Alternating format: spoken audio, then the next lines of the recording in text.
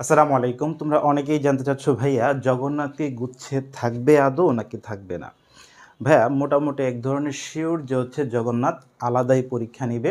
১৫ই ফেব্রুয়ারি যে তাদের পরীক্ষা, এই পরীক্ষা হচ্ছে ১৫ই ফেব্রুয়ারি হয়ে যাবে। দেখো মন্ত্রণালয় থেকে একটা চিঠি দেওয়া হয়েছিল। চিঠিতে জাস্ট বলা হইছে যে হচ্ছে ২৪ টা বিশ্ববিদ্যালয় যেন গুচ্ছে থাকে। এটা আমরা বলতে পারি এক ধরনের অনুরোধের মতো হয়ে গেছে এটা যে হচ্ছে অনুরোধ করা হয়েছে, রাখলে রাখলো, না রাখলে নাই। এজন্য কিন্তু হচ্ছে জগন্নাথকে এমন কিছুই বলা হয় নাই বা হচ্ছে সাস্ট কিংবা খুলনা কিংবা কুমিল্লাকে এমন কিছুই বলা হয় নাই যে হচ্ছে তোমাদেরকে গুচ্ছে থাকতে হবে, না থাকলে কি হবে সেটা কিন্তু বলা হয় নাই।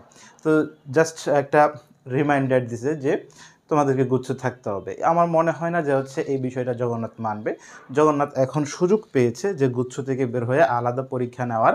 এজন্য হচ্ছে জগন্নাথ আলাদাভাবেই হয়তো পরীক্ষা নিয়ে নেবে। তো আমরা ধরে নিতে পারি যে হচ্ছে জগন্নাথ যদি হচ্ছে না বের হয় তাহলে একই সাথে হচ্ছে সাস্ট কেন বের হবে?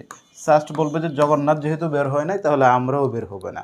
তাহলে খুলনা কি দোষ করছে? খুলনা হচ্ছে সেও বলবে যে হচ্ছে না আমরাও বের হব না। কুমিল্লা বলবে যে হচ্ছে না আমরাও বের হব না। তো হচ্ছে কেউই দেখা যাবে যে হচ্ছে গুচ্ছ থেকে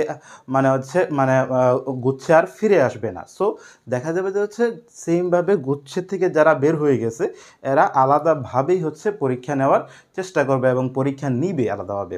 তাই তোমার উচিত এখন সময় ক্ষেপণ না করে এখন হচ্ছে তোমাকে পড়াশোনা করা, ঠিকঠাকভাবে হচ্ছে এগুলোর জন্য প্রিপারেশন নেওয়া। যদি তুমি আবেদন করে থাকো, দেখো এগুলোর আবেদনও হয়ে গেছে, আবেদনের কোনোটা হচ্ছে শেষ হয়ে গেছে।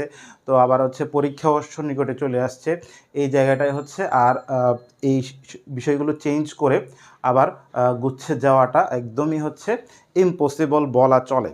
তো তোমরা যারা হচ্ছে এগুলোর জন্য হচ্ছে প্রিপারেশন নিচ্ছ, প্রিপারেশন নিতে থাকো ভালোভাবে এবং ভালোভাবে একটা পরীক্ষা দাও। এখানে কিন্তু ভালো সংখ্যক সিট আছে, এই সবগুলো বিশ্ববিদ্যালয়ে কিন্তু ভালো সংখ্যক সিট আছে। এর মধ্যে জগন্নাথে সবচাইতে বেশি সিট আছে মানবিকের জন্য। তো তোমরা ভালোভাবে প্রিপারেশন নিয়ে পরীক্ষাটা দাও। আর আজকে রাত 10টায় তোমাদের জন্য হচ্ছে থাকবে জগন্নাথ বিশ্ববিদ্যালয়ের সাধারণ জ্ঞানের লিখিত ক্লাস। তোমরা সাধারণ জ্ঞান নিয়ে অনেক বেশি টেনশনে আছো। সাধারণ জ্ঞানের লিখিত কীরকম প্রশ্ন হতে পারে সেই হিসাবে একটা ক্লাস হবে তোমার জগন্নাথ বিশ্ববিদ্যালয়ে সাধারণ জ্ঞান রিটেন নিয়ে।